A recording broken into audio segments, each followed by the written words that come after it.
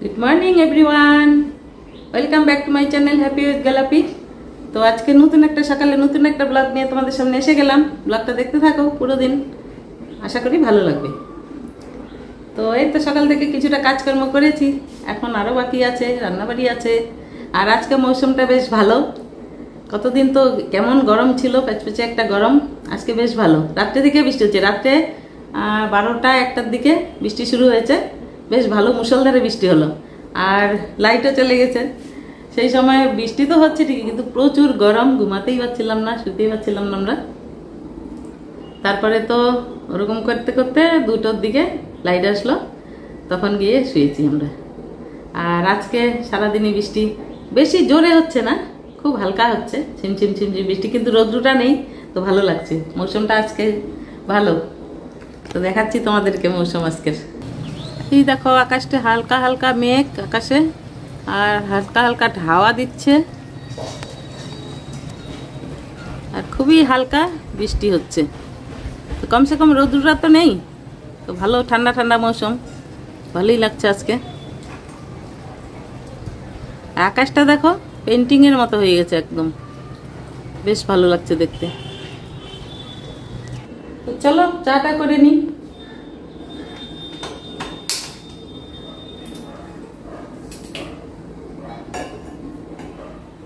আগে লাল চা করবো আমার জন্য, তারপরে দুধ চা।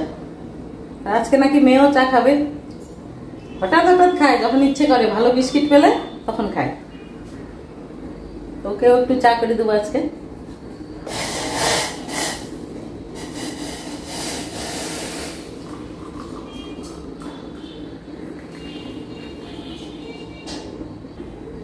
এই যে লাল চা রেডি আমার জন্য। আর দেখো কত সুন্দর কালার এসছে চাটার, বেশ সুন্দর কালার এসছে।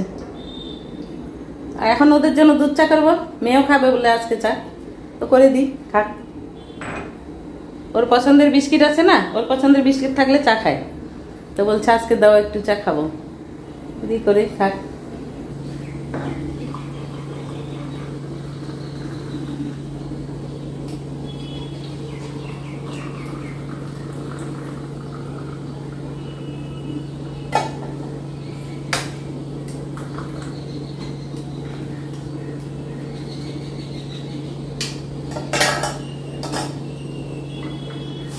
দেখো দুজনের জন্য দুধ চা হয়ে গেল। এই যে এই কাপে দুধ চা আর এই কাপে দুধ চা। এই যে এই বিস্কিটগুলো, এগুলো খায় মেয়ে। এই যে এই বিস্কিটটা খায় একটু, বাকি বিস্কিট খেতে চায় না, ক্রিমওয়ালাও খেতে চায় না, মেরি বিস্কিটও খেতে চায় না। এই বিস্কিটটা একটু ভালোবাসে, একটু মিষ্টি মিষ্টি, একটু নোনতা নোনতা, সেই জন্য দিয়ে আসি ওকে।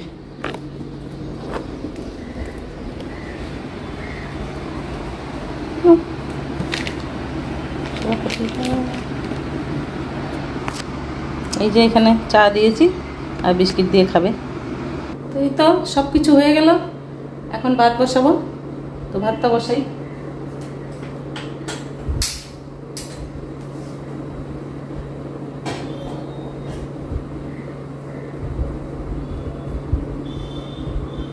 ভাতের জল বসিয়ে দিলাম, এখন দেখি কি তরকারি করা যায়। পেঁপে কেটে রেখেছি, আর ওই যে শাপলা কেটে রেখেছি, শাপলা, এই যে শাপলা। আমি কোনোদিনও রান্না করিনি, তো মা রান্না করতো, তো দেখি আজকে একটু সরিষা বাটা দিয়ে শাপলার চচ্চড়ি করবো। এই যে কেটে নিয়েছি ভালো করে।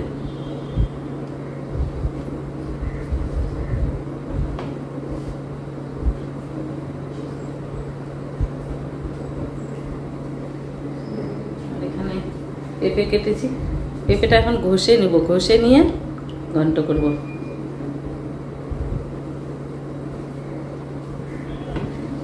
আজকে বেশি কিছু নাই রান্না, খুব সামান্য, তো করে নি রান্নাটা।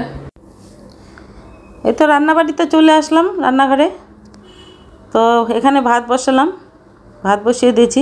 আর আমি ভাত রান্না করার আগে চালটা কিছুক্ষণ ভিজিয়ে রাখি, তো ভিজিয়ে রাখলে ভাতটাও তাড়াতাড়ি হয়ে যায়, আর ভাতটা মনে হয় বেশ লম্বা লম্বা, চালটা আমার কাছে ভালো লাগে। তো এখানে পেঁপের ঘন্ট করব। পেঁপে নিয়েছি, কাঁচা পেঁপে, ভালো করে ছুলে নিয়েছি, ধুয়ে নিয়েছি, নিয়ে এভাবে ঘষে নিয়েছি। তো ঘষে নিলে না ভালো হয় ঘন্টটা। চাল কুমড়ো পেঁপে এভাবে ঘষে রান্না করবে, খুব সুন্দর হয়। মানে ঝিরিঝিরি করে কাটার আর ওইটা ঝামেলা করতে হয় না।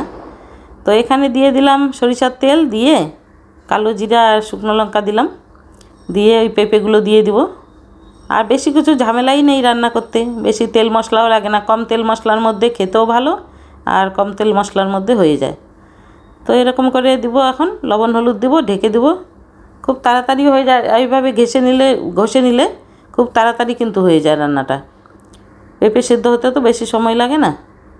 তো এখানে লবণ আর হলুদ দিয়ে দিলাম, দিয়ে ভালো করে নেড়ে চিড়ে তারপরে ঢেকে দিব। তো কিছুক্ষণ নাড়াচাড়া করার পরে একটু ভেজে নিলাম, যে পেঁপের একটা কাঁচা গন্ধ। তো এখন ঢেকে দিলাম। আর পেঁপের থেকে যে জল বেরোবে এটাতেই সিদ্ধ হয়ে যাবে। ঘষে নিয়েছি, পাতলা পাতলা হয়ে গেছে একদম, আর এক্সট্রা জল দেওয়ার কোনো দরকারই নেই। তো ঢেকে দেওয়ার পরে দেখো কি সুন্দর সিদ্ধ হয়ে গেছে, আমার তরকারিও হয়ে গেল। নেড়ে চেড়ে তুলে নিলাম পেঁপের ঘন্টটা। আর নিরামিষ এভাবে রান্না করলে খুব ভালো লাগে খেতে। নিরামিষ দিনে এভাবে পেঁপের ঘন্ট, পেঁপের ঝোল ভালো লাগে খেতে। যারা পেঁপে খেতে ভালোবাসে এভাবে রান্না করে খেতে পারো, খুবই সুন্দর। কাটার কোনো মানে হাতে কোনো কাটার কোনো ঝামেলা নেই আর কি, যে পাতলা হচ্ছে না, মোটা হয়ে যাচ্ছে। এভাবে ঘষে নিবে, তাড়াতাড়ি হয়ে যায়। আর এখানে আমি আজকে একটা নতুন ধরনের রান্না করব। আর এইদিকে আমার ভাত হয়ে গেছে, কিন্তু ভাতের মার গেলে নিয়েছি। ভাতের তাড়াতাড়ি হয়ে যায় ভাত। এমনিতে তো বাসমতি চাল আর তারপরে ভিজিয়ে রাখি, খুব তাড়াতাড়ি ভাত হয়ে যায়। তো এখন এই নতুন তরকারিটা রান্না করব। খেয়েছি অনেকবার, কিন্তু রান্না একবারও করিনি, আজকে প্রথম রান্না করব। দেখলাম বাজারে অনেক উঠেছে, তো নিয়ে আসলাম। তো দেখি খেয়ে কেমন লাগে। তো ভালো করে ছুলে নিয়েছি শাপলা। তো শাপলা ছুলতে কাটতে কোনো ঝামেলাই লাগে না, বেশ হাত দিয়েই, কোনো চাকু ছুরিও দরকার হয় না, হাত দিয়েই একটু করে ব্যান্ড করলেই ভেঙে যায়। তো তার উপরে যে একটা আঁশ থাকে, ওই আঁশটাকে ছুলে ফেলতে হয়। ওই আঁশটা ছুলে না ফেললে না খাওয়ার সময় মুখে লাগবে, ভালো লাগবে না। ওই আঁশটা ছুলে ফেলে ওগুলো টুকরো টুকরো করে নিয়ে ভালো করে ধুয়ে নিয়েছি। আর এখানে কালো জিরা, শুকনো লঙ্কা, কাঁচা লঙ্কা দিয়ে দিলাম, ভালো করে ভেজে নিয়ে একটু 1 চামচ পোস্ত আর সরিষা বেটে দিয়েছিলাম। তো শাপলাটাও রান্না হয়ে গেল, আর খেতেও ভালো হয়েছিল। আর সরিষা না দিলে এভাবে একটু যদি কুচো চিংড়ি দেওয়া যায়, তাহলে কিন্তু আরও বেশি ভালো লাগবে খেতে। তো আমি আজকে এরকম করে নিরামিষ করলাম। এটা স্নান করে আসলাম, এখন পুজো করব, তারপরে ভাত খাবো। ওর বাবাকে তো দিয়ে দিছি রান্না করে খাবার দিয়ে দিছি ওকে। ও এমনি বসে থাকে না, তো ওকে দেওয়া হয়ে গেছে। আমি এখন পুজো করব, তারপরে ভাত খাবো। স্নান তো করেই আসলাম। আর সকালবেলা তোর বৃষ্টি ছিল, এখন তো রোদ্রু পুরো, আরও গরম গরম লাগছে। তো তাও ঠিক আছে আর কি, তবুও আজকের দিনটা ঠান্ডাই আছে, অত একটা গরম নেই। বৃষ্টি হয়েছে, রাত্রেও হয়েছিল, সকালেও হলো। দেখো মাথা ভিজিয়ে স্নান করলাম, কেননা মাথা না ভিজালে আমি থাকতে পারি না, প্রচুর গরম না, গরমে মাথায় জল ঠল দিয়ে স্নান করলাম। তো চলো পুজোটা করে নিই, পরে দেখা হচ্ছে তোমাদের সঙ্গে। এই যে আজকে রান্না করেছি, এই যে শাপলা করেছি সর্ষে বাটা দিয়ে। আর এখানে যে পেঁপে যে নিলাম ঘষে, পেঁপের ঘন্ট, আর মূলা শাক, আর এটা ডাল কালকের। এই খাওয়া দাওয়া। আর একটু লেবু নিয়েছি, গন্ধরাজ লেবু। এগুলোই আজকের খাওয়া দাওয়া। মাছ ছিল, করলাম না, হ্যাঁ থাক, কালকে করব। কালকে যদি আবার বাজার যেতে না পারি, তো ওই মাছগুলো কালকের হয়ে যাবে, ওই জন্য রান্না করলাম না। তো ঠিক আছে, খেয়ে নিই। তো আমি এখন ভাত খেয়ে নিই, ভাত খাবো। এই যে ভাত নিয়ে বসেছি। মেয়ে খাবে না, ও ঘুমাচ্ছে, পড়াশোনা হয়ে গেল, এখন ঘুমাচ্ছে। তো পরে খাবে, বললো যে পরে খাবো। তো ঠিক আছে, পরে খাবে। আমার খিদে পেয়েছে, আমি খেয়ে নিই এখন। তো খাওয়া দাওয়ার পরে দেখা হচ্ছে তোমাদের সঙ্গে। তো এখন সন্ধ্যা প্রদীপ করে নিলাম, এখন চা করব, চা খাবো। তো দেখো এই যে সন্ধ্যা প্রদীপ করা হয়ে গেছে।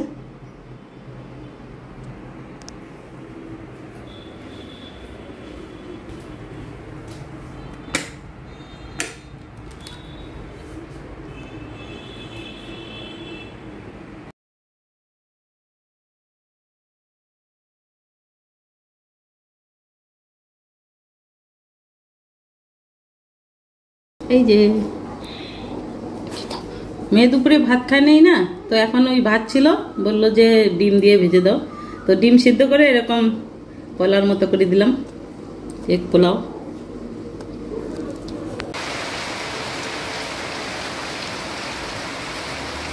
এই তো এখন খাওয়া দাওয়া হয়ে গেল রাত্রের।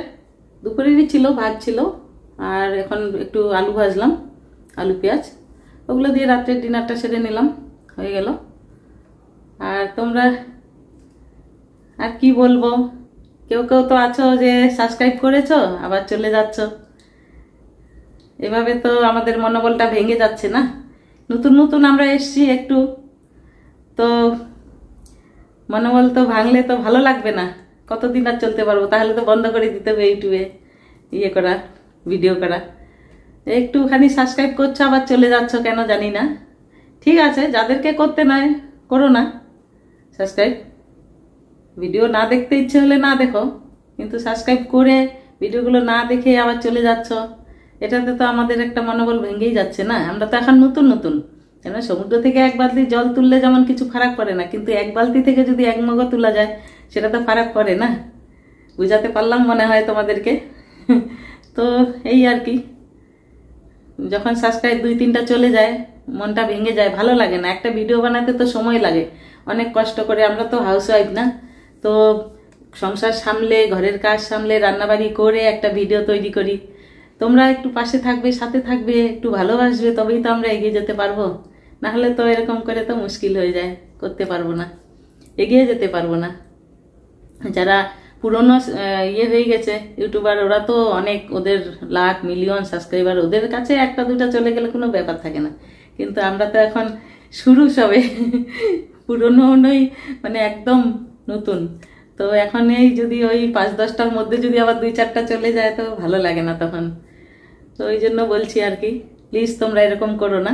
যারা সাবস্ক্রাইব করেছো আমার সঙ্গে জুড়ে থাকো, একটু ভালোবাসা দিয়ে আমার সাথে থাকো, একটু সাহায্য করো এগিয়ে যেতে।